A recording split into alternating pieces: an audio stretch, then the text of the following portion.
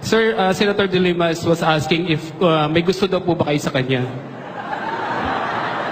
Ano? Ano ulit mo? She was asking, sir, kung may gusto daw po ba kayo sa kanya?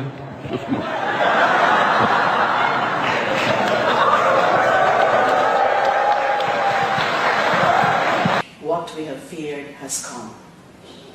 My arrest is an appalling sign of the return of a power-hungry, morally bankrupt, and abusive government. As we expected, the Department of Justice filed criminal cases against me based on manufactured stories accusing me of involvement in the drug trade. According to the mastermind of the filing of cases against me, none other than the President Rodrigo Duterte, she has to face the music. It took months to develop the case. They really have such nerve, all of them. Of course, it would take you this long to manufacture lies against me.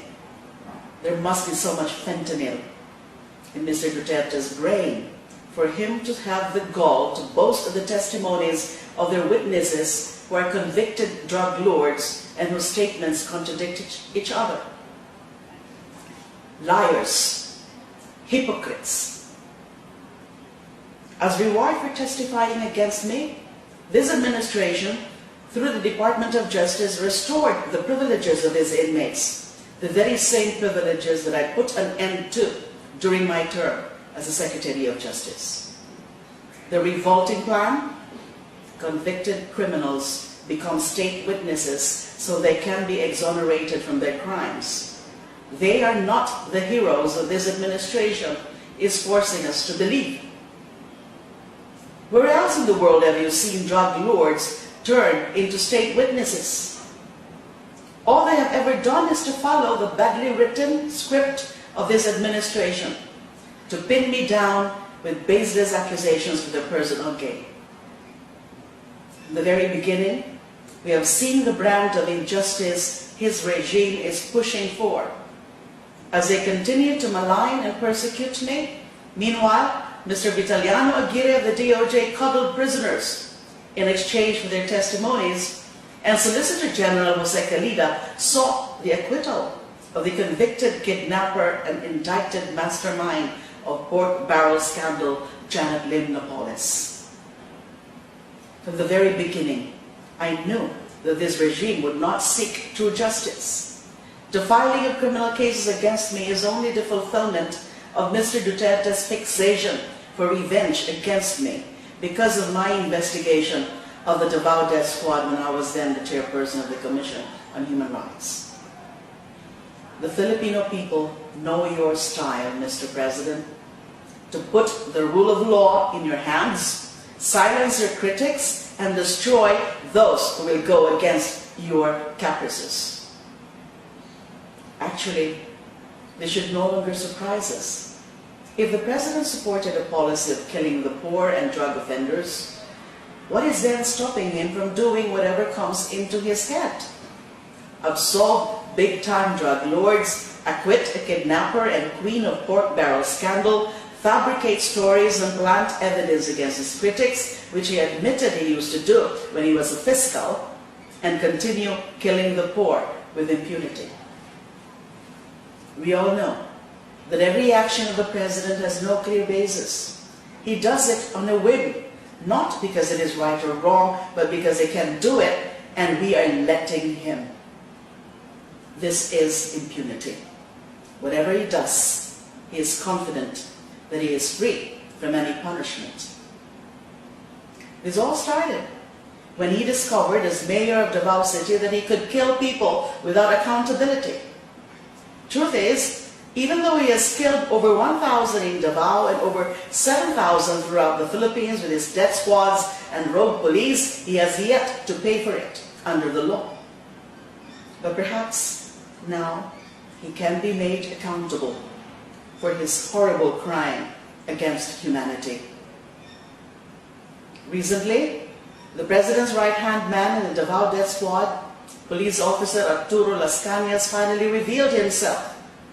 Just like his former comrade Edgar Matobato, He too made a public confession about the killings they carried out in Davao City upon the orders of President Duterte himself.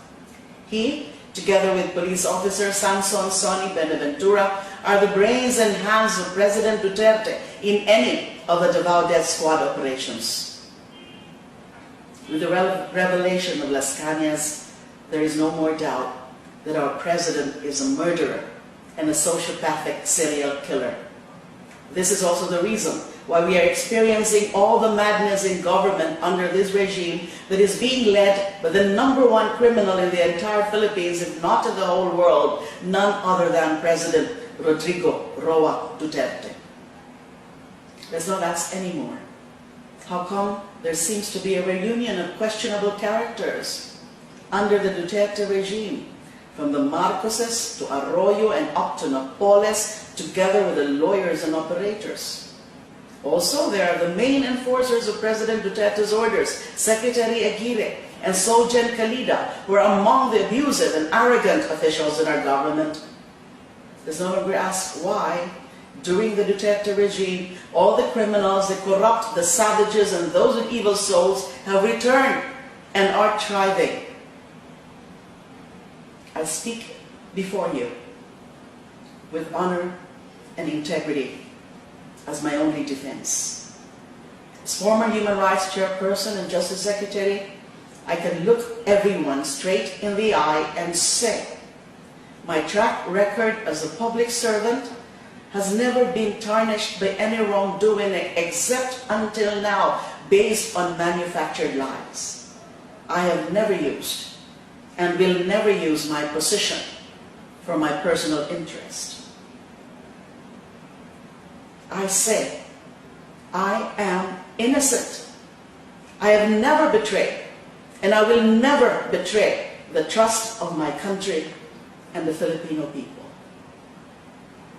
Clearly, this administration has evil and dangerous plans to make an example of me, to intimidate, silence, and destroy anyone who dares challenge them, to draw public attention away from the government's abuses and failures, and to cover up their most murderous war on drugs. In the past 7 months, the death toll of his war, or of this war, has exceeded the number of deaths recorded during the 14 years of martial law and the Marcos regime. The fight is not mine alone. This fight is our fight for the victims of government's failed war on drugs, especially for 7-year-old Sanino Butucan of Cebu, 5-year-olds Danica May Garcia of Pangasinan and Francisco Manosca of Pasay City, and 4-year-old Althea Fem Barbon of Negros Oriental. Perpetrators of these hideous crimes have no conscience. Even worse than them are those in power who allow this to happen. From all this violence, killings, and crooked governance of the Duterte regime, clearly, I am not the public enemy #1 here, but this regime who has no respect for basic human rights, especially the right to life. Since the start of his term, Mr. Duterte has brought in the entire machinery of the state to silence me and to destroy my person, credibility, and honor as a woman. If they can do this to a sitting senator, what is stopping this administration from doing the same to ordinary Filipinos? If they think that by jailing me, I will turn my back on my principles, they are mistaken. Instead, they have encouraged me more to pursue truth and justice. I have long prepared myself to be a political prisoner of this regime. Rest assured that I will answer all the accusations against me in the proper time and venue. To the best of my ability, I will fulfill my duties as Senator of the Republic. Even in prison, even as I continue to be persecuted by this government for as long as I live, I will continue fighting the good fight up to my very last breath. To Mr. Duterte, stop the killings now.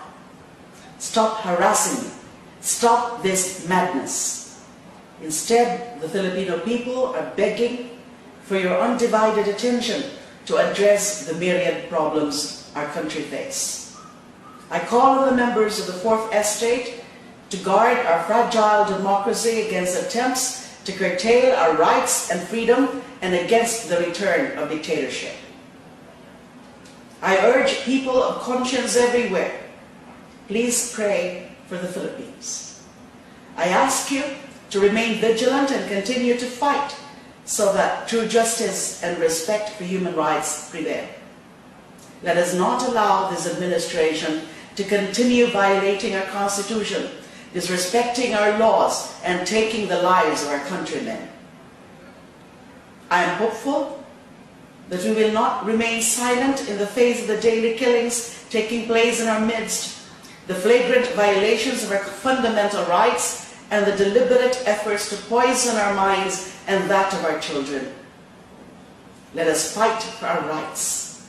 Let us fight for justice. Let us fight for democracy.